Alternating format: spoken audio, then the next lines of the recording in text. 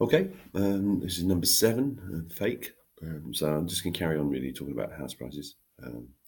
So I was explaining how the value of houses has definitely got a bit warped, um, and and how I think I would change. I would definitely change the way I did it because I think the problem comes from the fact that we sort of believe that we own a bit of land, buying land.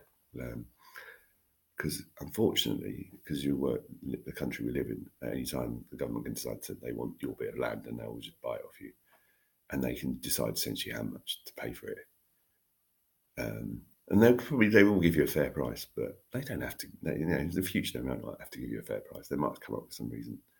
Let's talk about farmers. Yeah, this is a good one. I like to talk about farmers. So farmers got a farm, and farmers generally aren't very rich, right? But they're farmers, and they sort of own quite an interesting life, and a lot of farmers are very happy.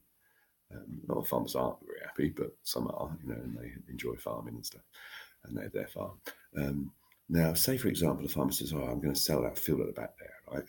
Now, two ways that field might be worth £50,000, right?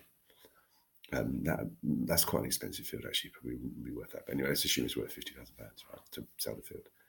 Now, say, for example, he can convince the local councillors to give him planning permission to build 200 houses on that field.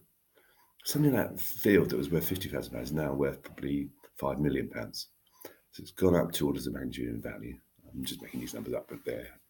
And the farmer just goes, okay, yeah, that's great. I'll sell it for that. Sell it to those developers, and they build the houses on there, and he'll get the £5 million. What? He's just generated all that money out of thin air because these councils made a decision that it was okay to build houses on his field. That can't be right, can it? That can't be right. No, tell me that can't be right, can it? It's definitely not right. So we have a big problem in Britain about the price of land in Britain because basically we don't have enough houses and we have too many people. So we have a problem with supply and demand of houses. But also we have this problem that you can't just build a house anywhere. So just because you own a bit of land doesn't mean you build houses on it. You need this thing called planning permission. And the decisions made by those generally made by the planning people who are just people, and maybe they can be influenced. Say you had influence. And who has influence? People, rich people with money generally have more influence than poor people without any money.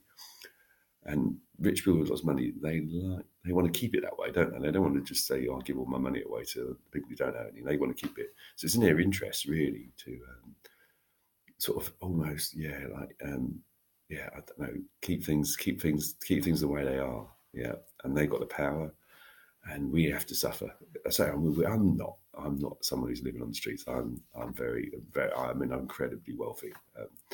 Not in a not in a conventional sense, but if you compare me to the average person in the world, I'm probably one in the richest 1-2%. I would expect, which is crazy, really, but that's the truth. So I'm incredibly wealthy.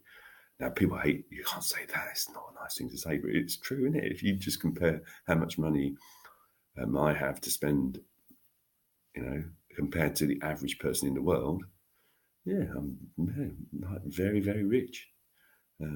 But people would never say that. They say, oh, they always look at the people who are richer than them and think they're not rich because Bill Gates has got billions of pounds or someone else has got more money than them. But wake up, come on, compare yourself to the average person, and then that gives you a sense of how wealthy you are.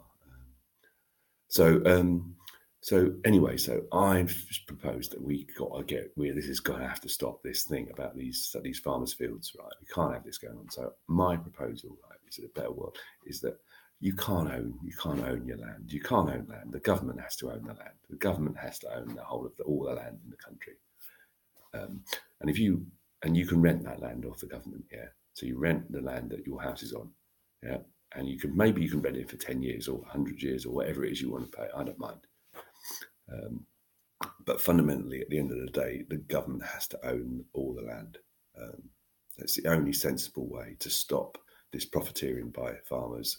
And it's not fair to say farmers, but I'd call property developers, land developers, people like that, basically, who can get a bit of land that's cheap, get planning permission, and then suddenly it becomes incredibly valuable. And the average guy, the can't get involved in this, So my proposal would be we would stop owning the land. I'd be interested again if anyone's got any comments on what the problems with that system would be. I'm sure there are problems, but there's certainly big problems with the current system. Okay.